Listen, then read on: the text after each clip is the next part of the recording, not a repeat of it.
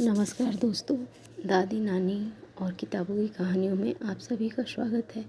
चलिए एक बहुत ही छोटी सी कहानी आप सभी को सुनाती हूँ। एक गांव में एक दादी और पोती रहती थी। पोती का तबीयत अक्सर ख़राब रहा करता था। तो दादी जो है बहुत बूढ़ी नहीं थी, लेकिन तबीयत ख़राब रहता था, इस वजह से भी परेशान रहा करती थी और अपने सारे काम को करती थी, पोती को संभालती थी।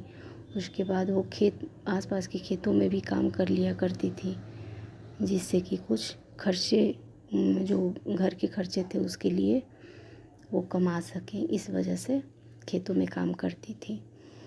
तो सारे काम को करके दोपहर के टाइम में थोड़ा बहुत आराम करती थी, पोती को खिलाकर खाकर।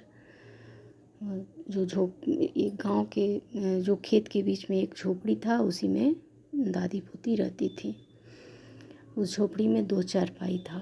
एक चारपाई साइड में लगा हुआ था और एक चारपाई जो था, दादी का चारपाई जो था, खाट, वो दरवाजे के सामने था। मतलब ऐसे था कि वो दरवाजे के बाहर दिखता था कौन आया कौन गया, और पोती का चारपाई साइड में था।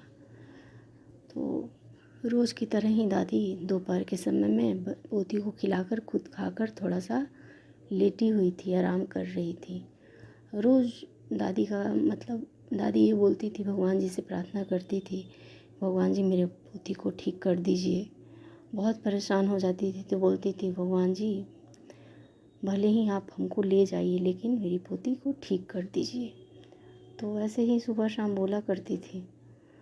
तो उस दिन दोपहर के समय में लेटी हुई थी, आराम कर रही थी, पोती भी सोई थी। तो खेत के बीच में तो वो झोपड़ी था ही, तो उधर से ये फाटक दरवाज़ा जो था झोपड़ी का खुला हुआ था, तो उधर से एक भैंस आई और घुसने का कोशिश करने लगी। और दादी लेटे लेटे दरवाजे के बाहर देख रही थी। तो जैसे ही दादी देखी कि एक भैंस जो है घुसने का कोशिश कर रही है, अब तो दादी को बहुत घबराहट हो गया। जैसे कि दादी के दिमाग में एक सेकंड भी नहीं लगा, इतनी सारी बातें आ गई कि हम सुबह शाम बोला करते हैं भगवान जी से कि हमको ले चलिए, लगता है कि यमदूत हमको लेने आ गया। दादी के तो पसीने एकदम चलने लगे, एकदम घबराहट से दादी को अजीब सा हो गया।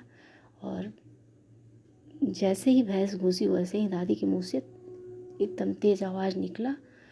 घबराहट से आवाज़ सुन कर के भैंस जो है फाटक के बाहर चली गई। जो घुसने का कोशिश कर रही थी वो चली गई। तब दादी को समझ में आया कि ये यमदूत नहीं, ये भैंस ही हैं। और एक सेकंड में समझ में आ गया कि मौत मतलब कितना डरावना होता है ये। भले ही उम्र भी हो जाए, लेकिन कोई जाना नहीं चाहता है। ज़िंदगी बहुत प्यारी है, ज़िंदगी बहुत कीमती है, इसे हर कोई जीना चाहता है। और दादी जो है, जब वो भैंस बाहर गई तो राहत का सांस ली और उनको हिम्मत मिला कि वो ये भैंस है, यमदूत नहीं है। तो ये छोटी सी कहानी आप सभी को कैसी लगी? कहानी पसंद आई हो तो वीडियो को लाइक कीजिए, चैनल को सब्सक्राइब कीजिए। कहानी पसंद आई हो तो अपनों की भी शेयर कीजिए। Thank you.